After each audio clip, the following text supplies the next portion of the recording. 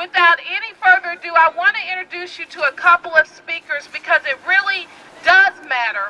Labor cannot do this by themselves. The community can't do it by themselves. The faith groups can't do it by themselves. We all play a part in making this a better place to live and work. And so I want to introduce to you Mike Repke, who is on the organizing committee with Jobs with Justice.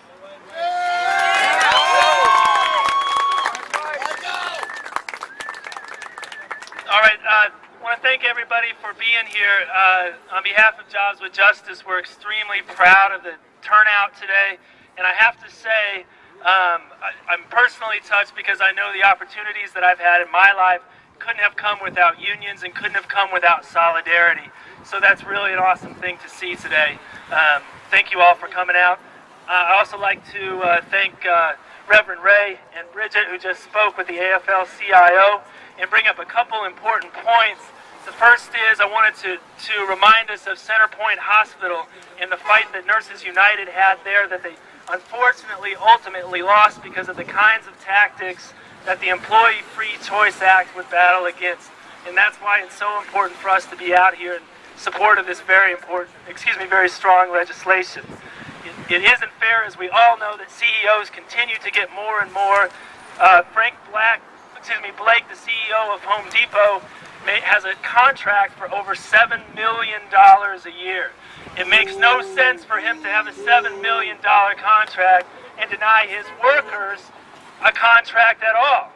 That's completely unfair. I do want to instill some hope in us, though, as we leave, and remind us also of the Save Our Tips campaign that Jobs with Justice aligned with SEIU and other local unions and community organizations. That's a battle that we won in the Missouri legislature.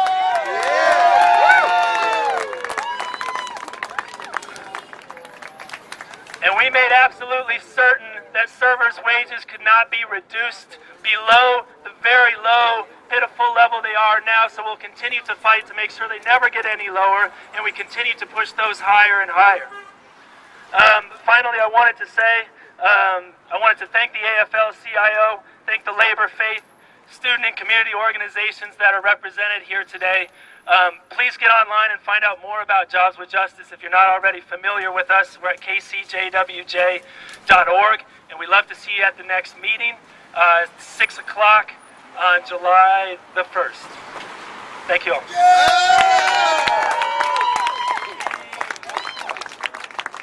Now, the Employee Free Choice Act is really three simple principles. It's really simple. I know corporate America and the chambers of commerce are doing what they can to make this as difficult to understand as possible. It does three things. One, it provides a mechanism for those employees who want a contract to have a contract.